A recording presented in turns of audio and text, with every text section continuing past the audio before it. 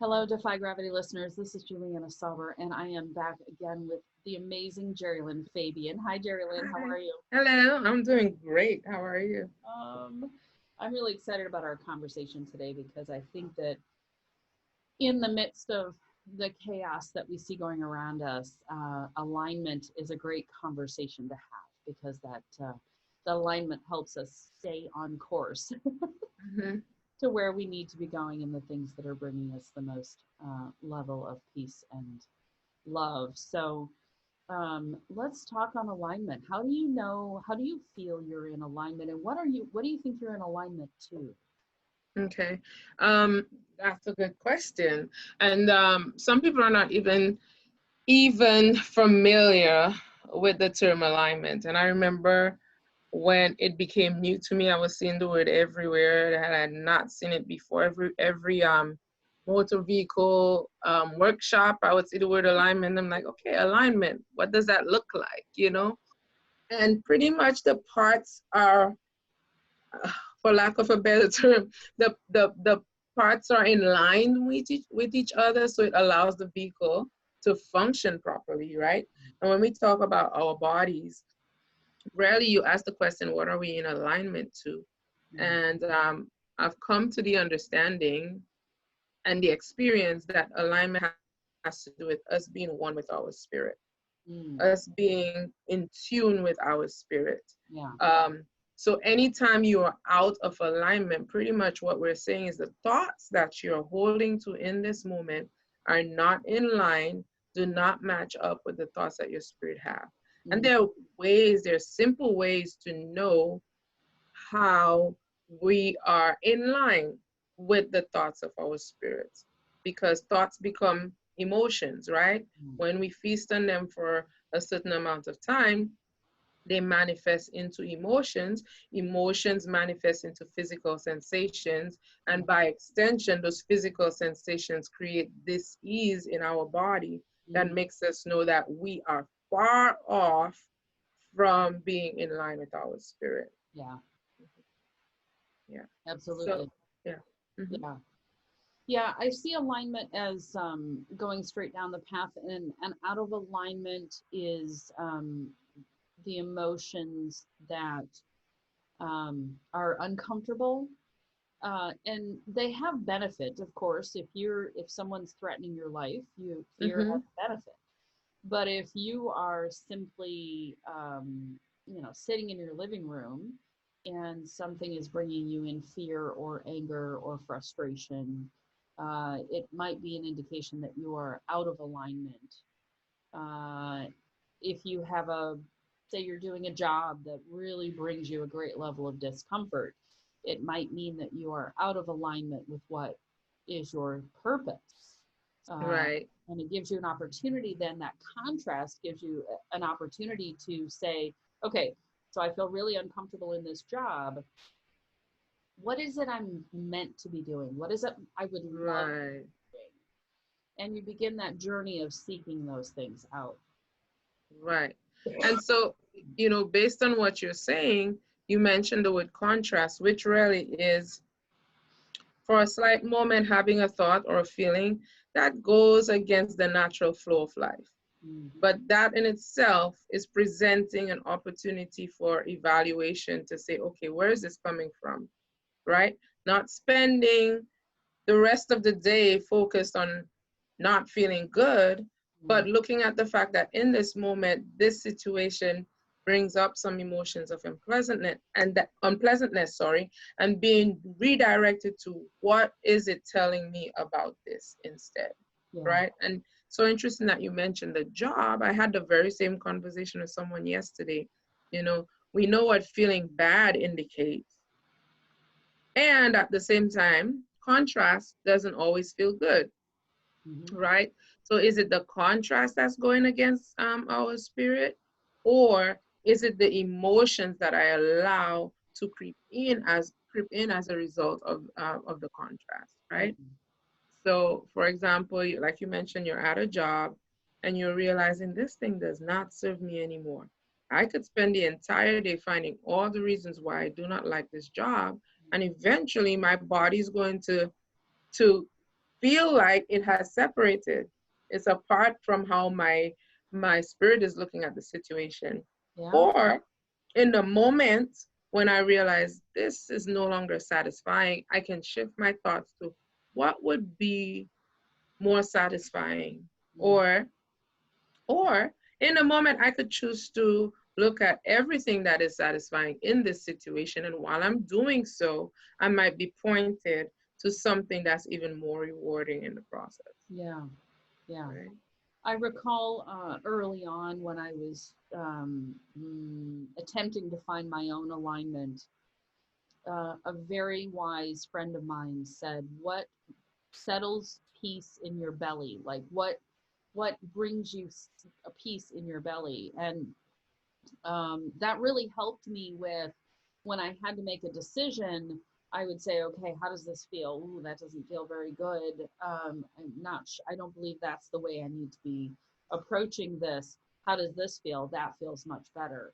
Um, and that was an internal spirit conversation that um, that helped me to tap into my own inner wisdom, if you will, that knows me best. Mm-hmm. Mm-hmm. Exactly. Mm-hmm. Exactly. And so, based on what you were asking initially, I usually, when I speak of not being in alignment, one of the first emotions that come to my mind is fear. Mm-hmm. Anytime you're harboring fear, like you mentioned, in a moment, fear might be a tool, right, to allow you to escape an unpleasant situation. But anytime the momentum is fixed on fear, that is never in line with our spirit. You're always out of alignment when you are in a state of fear. All Yeah. right. So it is sad, and experience sometimes teaches people that, or experience sometimes allows people or causes people to remain in a particular state of unalignment, probably because of experiences, because of trauma, because of um, generational incidences that may have been passed on from one generation to another, right? And it takes quite a bit of unlearning, but it also comes with acknowledging that this emotion is not in line with how my spirit wants me to feel, Yeah. right? Acknowledging that where they are is okay. Mm-hmm. It never feels good to make somebody wrong for feeling what they feel, Yeah. because you are not in their shoes. But while acknowledging that where someone is okay based on the experiences that they've been through, pointing them to also recognize that the emotions that follow are indicators as to why they feel the way they do in Yeah. the moment, right? I think a good question for me in terms of alignment was, am I attempting to meet an external expectation or Mm, my internal expectation? right. That drives a lot of decisions that can bring us out of alignment.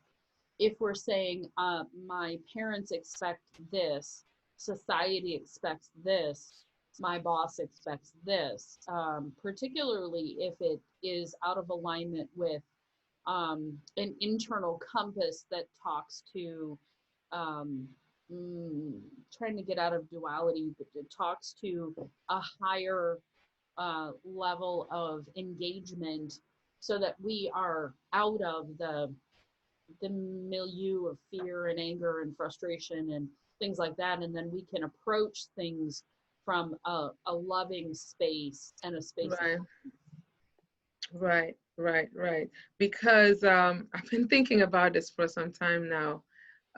You're never free if your initial consideration when making a decision is what will people think. oh yeah. If you go back to what will people think, I sometimes also consider what is behind the thought process when someone says, "Be careful." Okay, what are you thinking about? What is the driving factor behind saying to someone, "Be careful," right? Mm-hmm. Where is that coming from? Is it from a place of fear? Yeah. You know, or is it what some people say, a place of concern? Okay, with that concern, where is that need to be guarded come from, Yeah. right? You can always point it back to, does it make me feel safe? Does it make me feel aligned? Does it make me feel comforted? Does it make me feel productive? Or is it crippling me in the process? Mm-hmm. Am I hesitant? Am I double-minded? Mm-hmm. Am I being half-hearted in what I'm doing? That's when you know that whatever I am being careful about or whatever I'm being cautious about is not in line with how your spirit, how your inner being is viewing the situation in this moment. Yeah. Yeah. All right. Right. And I do acknowledge too that, because our life is a journey, Yes. that you will find that at various points you have gone through those experiences. And that is also an indicator. Right. Um, Once you've come out of that, it's so easy to tell, oh, I remember how that felt.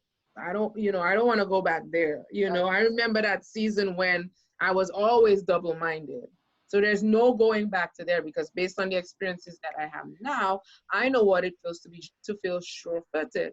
I know what it feels to not consider, oh, what will people think if I do X, Y, Z? It's more of, okay, Spirit, what is your view on the matter? Yeah. Yeah. I feel so much more aligned with the integrity of what my spirit says needs to be done.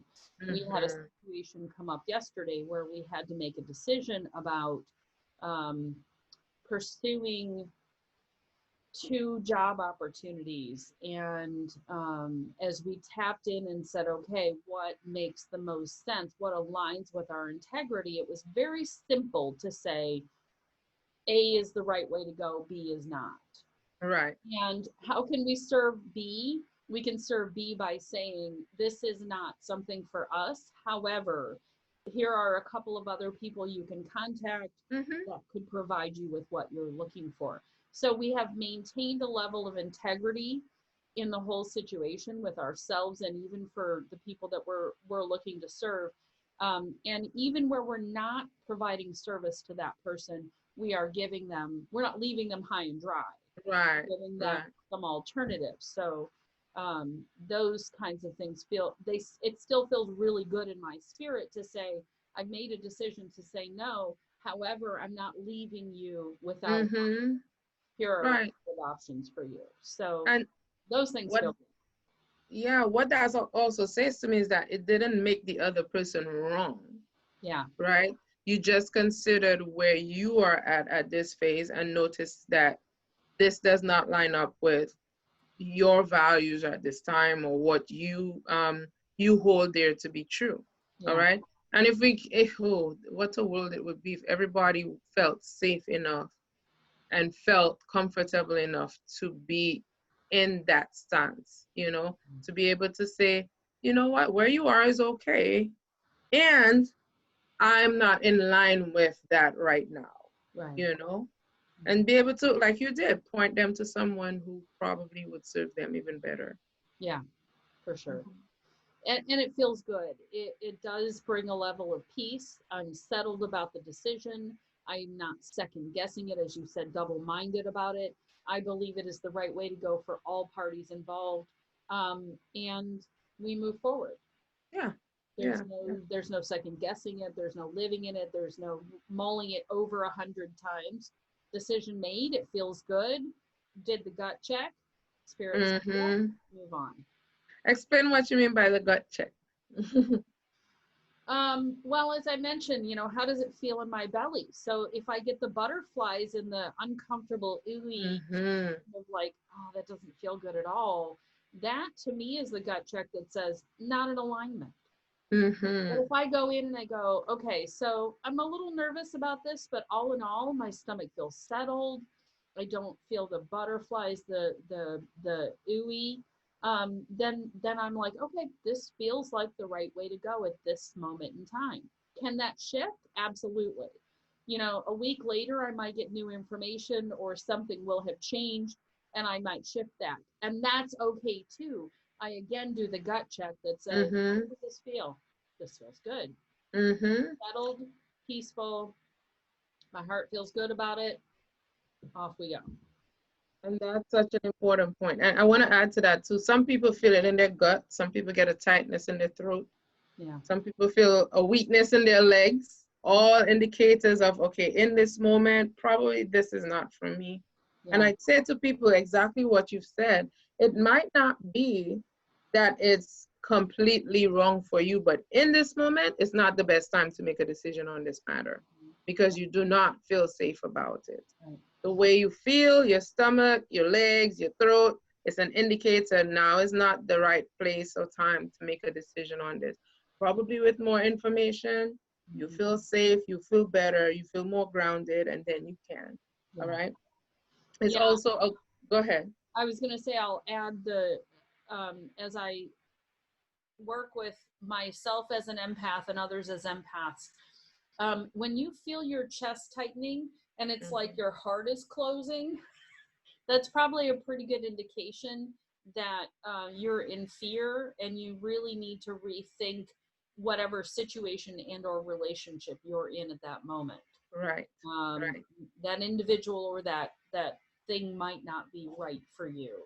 Right. And to move away from that. And I'm glad that you mentioned that too, because so many people recognize, many empaths, once they realize, because there are so many people in this world who are empaths and do not recognize that. And then once they recognize it, it becomes the new label. Oh, I'm an empath, so I feel people's energy. But the bigger factor for me with an empath is the need to recognize your own stuff. Yeah. Because if you don't recognize your own stuff, then there's no accountability. And you tend to think that everything coming to you is from everybody else around you. Yeah. But the best empaths are able to have an impact once they can acknowledge this is my stuff. This is my fear. This is my personal issues that I'm dealing with. And once you're able to separate that, then it's easy. You do not have to take on other people's emotion when you're a very clear-minded empath. Yeah. Because you've dealt with your stuff. So when things come at you, you can acknowledge, oh, this is not mine. Oh, you know, it's up. Send that back where it came from. That's not mine. Right? But it has to take a level of self-awareness to be able to acknowledge that. Yeah. One of the tools I learned early on is exactly what you said. I asked the question, is this mine or does it belong to someone else? And let me take responsibility for how I have shown up in this situation. I had a challenge with an individual I was working with, and the automatic go-to is they're doing something wrong, they're creating the problem, they have, they're fighting with me, whatever the situation is. And I had to come inward and go, okay, how am I responsible for this relationship? How have I contributed to any discord between the two of us? And can I shift? And will that have an impact? It was interesting how in this, I've had situations where I shifted and it had a really interesting positive impact on the relationship. And in this one instance, I'm thinking of, I shifted and it actually got worse. And my suspicion has been, and maybe you can help with this one, is my suspicion has been what it did was that person then felt like they had to look at themselves. Does that make sense? And that was too uncomfortable where they're at in their emotional journey. So that their response was actually to get far worse. So that's one way to look at it. One of the things that one of the conclusions that I've come to in situations like that is, I've said before, everybody we come across is some form of mirror to us. All right. We're supposed to come across certain individuals at the times that we do. And whenever you come across someone in that moment, you guys are aligned in some way or another with each other. So there's something that this person was reflecting back to you And because you were more aware, you chose to go inward, right? Whereas before, maybe you would have been looking outward and saying, no, you're the problem. This time you chose to go inward. Well, when you go inward, what that does is you're opening yourself to be transparent, and you're opening yourself to do the work necessary so that you can raise your vibration. Yeah. Well, when you raise your vibration, you're no longer in alignment with that person. As a matter of fact, the things that they're doing, although it might be reflective of how you would have formerly responded to a similar situation, now you look back and you're like, oh my goodness, what is really going on there? It's like all of a sudden your eyes open, and it just you just don't line up anymore. There's no need to discuss anything. There's no need, because that person is still stuck at that, no, you're wrong, no, you're wrong. They have not done the work that you've done, and now, as the situation would allow it, you've done your work, the teacher is done teaching, and then you move on to the next level. You know, probably they were supposed to stay at that point for the next student that comes around them. I can think of quite a few teachers that I've had in my lifetime who 4 or 5 years later, if I were to go back to that situation, that location, they're probably responding to situation the very same way. And they probably taught some other people some things about themselves in those 4 or 5 years. Right? So that's just my way of looking at things. I like that perspective. That's good. So you mentioned raising vibration. So what kinds of things do you do to raise your vibration and then maintain that as well? Ooh, I like that question.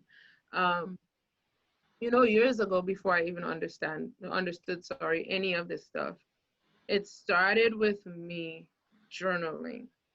I just needed to get all these racing thoughts that were in my head out somewhere else so I could focus on what I needed to focus on.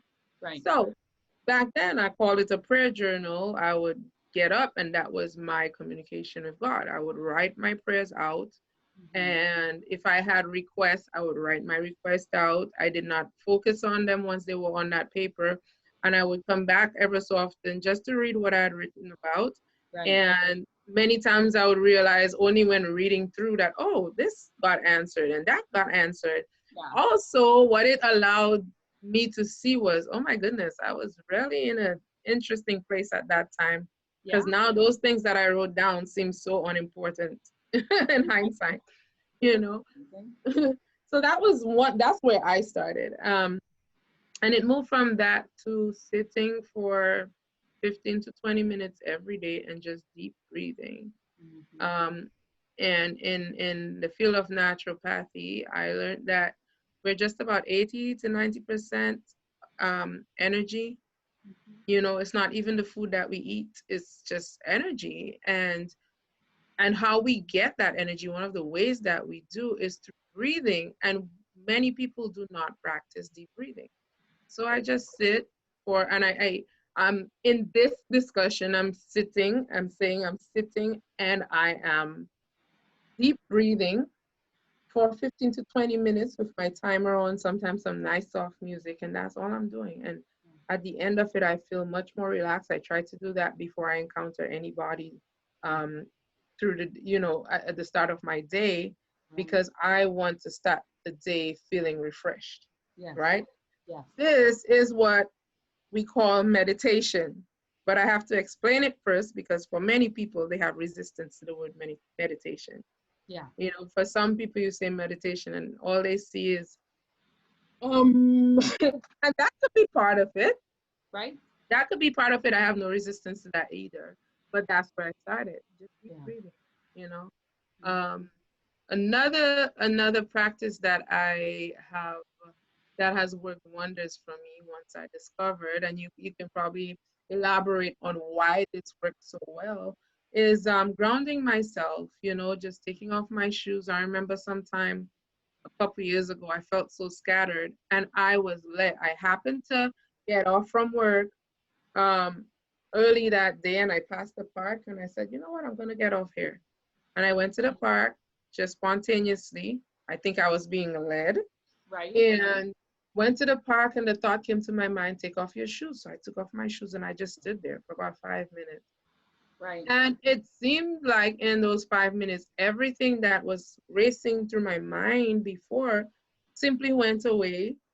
Then I sat there and I deep breathed for a bit and I went home and I slept. That's what my body needed. Mm-hmm. Right? So I learning to ground myself by going out. Maybe you might elaborate on why that helps us to feel much better. Yeah, I wondered about that myself when I was introduced to grounding. I always knew that I felt better when I would garden, as an example. So I'd work in Yes. my garden and then I would sit just so calm for over an hour quietly. I didn't need any distractions or noise or anything. I could listen to the birds and just enjoy things. And I always wondered why. And I was introduced to grounding, and so basically the earth resonates at the same frequency as the human brain. Mm, And it's known as the Schumann resonance. And so when we are connected to the energy of the earth, what it does is it takes all of this interference signal from phones and Bluetooth and microwaves and computers and 5G and all kinds of other things. It takes all of that and basically, I've always seen it as like it drains all of that out of us and gets our cells back into the right polarity, that we're supposed to be in a negative polarity. okay. And when we get transverse, it's like if you were to take your light switch and rewire it, and now it doesn't turn your light on properly, Mm-hmm. or it flickers because it's not getting a great signal.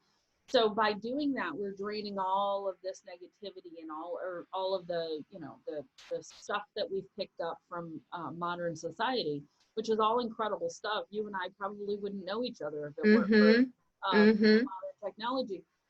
However, it has an impact on our bodies. So when we're out, we're grounding, we're spending time outside in nature, we are letting all of that go, and the earth takes care of it. And to your Mm-hmm. point, we sleep better, we feel better, we're calmer. We can manage life and be around other humans easier. Right. Awesome. Yeah, Awesome. yeah. Even to add to what I just said about sleeping better, um, I've also learned and found I've actually been recommending it to my mom, as people get older, and their sleep patterns are affected. One of the things that helps for seniors is to go out at sunset Mm, if they're able to, and do that same grounding exercise at sunset yeah, because it helps to balance their melatonin levels it so does. that they can sleep better at night. Yeah, the light as well, because we respond to the color of the light, Yes. the frequency of the color. They've done tons of studies. In fact, there are light rooms that they're putting in certain treatment centers for individuals who, especially those with autism, they tend to have a flipped clock. Mm-hmm. Mm-hmm. Is that they have brighter light first thing in the morning, and then they have more of an orange glow, like in the background I've got here. Mm-hmm. Um, and that then they lower those lights and then they bring it into that blue gray, and so that does trigger the pineal gland to Yes. produce melatonin, which calms us down, and then in the morning it produces serotonin, which wakes us up and wakes us up happier. Mm-hmm. Serotonin is one of our happy hormones. Right. Yeah. Right. Mm-hmm. Which makes sense even why we have the sunlight in the morning. I like waking up, and sometimes even when my body feels like, okay, it's time to get up, I open my eyes and still dark and I say, okay, maybe I need some more sleep. Right. you know but once that sun comes out, it's an indicator it's time to wake up. Which Yeah. brings up the blue light experience we have with computers and iPads and cell Mm-hmm. televisions. We get so much blue light exposure in the evening when we should be really getting orange and red. So wearing orange glasses can help. Yes. Yes. Getting yourself away from the screens for at least an hour before bedtime, maybe a little bit of outside time, Mm-hmm. weather permitting, of course. Mm-hmm. And give your body an opportunity to convert from the daytime activity to the Yes. nighttime activity. Yes. We sleep better, we relax better, we breathe better. You're draining stress out of your body, you're letting go of, and don't watch the news at night. I mean, it, we talk about raising to a higher vibration. News is at a very low vibration. Yes. And oftentimes it's not true anyhow. So if you steer clear of that, and I pay attention to what's going on in the outside world, but I'm very deliberate about when I do that and how I do that. Mm-hmm. So I mentally prepare myself. I check in and go, okay, am I prepared to hear what's going on without being emotionally reactive to it? Yes, I am. Okay, so I'll turn on some trusted sources for information. I'll gather the information. I'll determine if I need to do anything to respond to it and make those decisions. And then I move past it. Mm-hmm. I don't hang out in that space. And Mm-hmm. if we hang out in that space, we keep our vibration low. We stay in stress and fear and anger and Mm-hmm. frustration, etc., which will get us nothing more than what we've had in the past. If we want more and we want better, we have Mm-hmm. to seek more and seek higher And do different. Yeah. so Because we all know the definition of insanity. And so there's no way you're going to get better while you're doing the same things that you've been doing in the past. very If you want to move to a different version of yourself in the, moving forward in the future, you have to leave that old version. You have to acknowledge that the old version of yourself has not been serving you and right. seek to do something different than you have been in the past. Absolutely. Right? So when someone introduces me to some different modality, what I have practiced doing for the last 5 years or so is, if at all initially it raises I don't know, I just calm myself down and I say, okay, this is new territory for me. Right. I've been doing some things that clearly have not been working. Why not try something different? Yeah. All right. I pay attention to how I feel about it. In the past, I would do research that would calm me about the situation. Now I pay attention to what did I ask for and how is it coming to me, because I trust that I am always being guided. So if I ask for help and this person comes to me with an answer that doesn't quite look like how I think it should, like, I evaluate my thought process, my belief system, not necessarily what the person is saying to me. Yeah. Based on where I am with my belief system, then I have an understanding as to why I may have resistance, right? And many times I found that it's not the person, it's not the thing, it's my beliefs. Absolutely. About. Yeah. It is the color of the glasses we're wearing. What Mm-hmm. do I have about this situation or this person? Yeah, I could give you an example about that too. Some years ago, I was heavily studying certain aspects of the Bible. Prior to that, I had been introduced to the idea of wearing a crystal or precious stone. Yeah. And it seemed like something associated with witchcraft. But that was because of how I grew up, you know, and all of those things were associated with witchcraft and negative stuff. And because of where I was at, it took me, while reading the Bible, to realize that in the Old Testament, the high priest would use these precious stones with the same words that I was aware of, you know, jasper and quartz and all of those, you know, precious stones. Right. And it took me doing my own research back then, because of where I was, to feel comfortable saying, oh, that's the reason he used those things. Yeah. So then if it was good back then, nothing changed in terms of the quality of those stones, then it's okay to use them now, you know? So they assisted in helping me to feel better, in raising my vibration because of the level of energy that is contained in those stones. I've also found one time, I hope it's okay to say this, I don't think my brother wasn't feeling well. And so I sent him a link, and he too was very resistant at the time. And I sent him a link. He wasn't feeling well, and I didn't tell him it had anything to do with how he was feeling. I just sent him a link. He opened the page. There were a set of different stones, and I said, just choose the one that you're attracted to. Choose the one that jumps out at you. And the one that he chose, when I read what it was good for, it lined up with all the physical symptoms that he was having at the time. Well, that I think was enough to have him be like, whoa, like, how did that happen, right?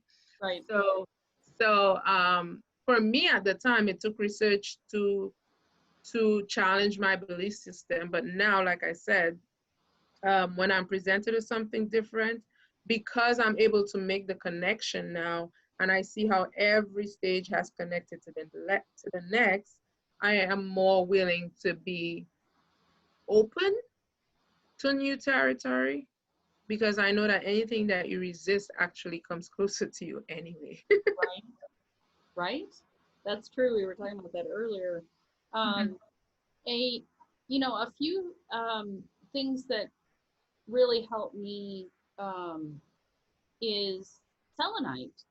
Um, Mm, I found that selenite really helped to clear negativity and clear a space, mm-hmm. because I got to the point where I could sense, I could sense people's emotions and the, physical things hold energy. And it was actually a minister at a church that I was attending that told me that. So that was Interesting. interesting. And I had to do some clearing prayer and things along those lines. And selenite I found was really beneficial. And then of course amethyst, Yes. very good stone that most people know about. Essential oils, incredible for that. White angelica, palo santo, Sage. joy, sage. Yeah, absolutely. So Lavender helps to calm quite a bit. Uh, lavender does not calm me down. I'm one of the rare people that's not calmed by lavender. Interesting. Interesting. Yeah. So there's only a handful of us, about 2%. Mm-hmm. So there are a number of things that you can do. I know that you practice Reiki, as do I, Mm-hmm. and that can bring forth a level of calm. Mm-hmm. I've done light healing touch, which includes some brain balancing, and in doing so, we draw stress out. And I use tuning forks, 174 hertz, Yes. I will help use tuning forks. the adrenal gland energy down, draw stress out of the body so that we can be calm. And in that calm, you can find clarity. Mm-hmm. I know some people, the sound bowls have the same effect as tuning forks as well, based on the key in which it is done. They do. So Amazing. yeah, Amazing. all of those But, things help. Walking outside, taking a nice some time out in the sunlight if you're able to. That is so amazing. It helps to just raise your serotonin level. well, I know there are a lot of tools, and I think we should continue our conversation on tools Yes. next. Yes. Together. Definitely. So thank you so much, Jerrilyn. This has been amazing. Again, Awesome. find Jerrilyn. You want to tell them where they can find you? Yes, I am on Instagram. It's Evelisa in Constant Flow. All Wonderful. right. And I am also on evelisa.inconstantflow@gmail.com. My website is www.inconstantflow.com. Right. And I'm at Whole Body Renewal Center on Instagram, Facebook, and my website, and then of course Defy Gravity.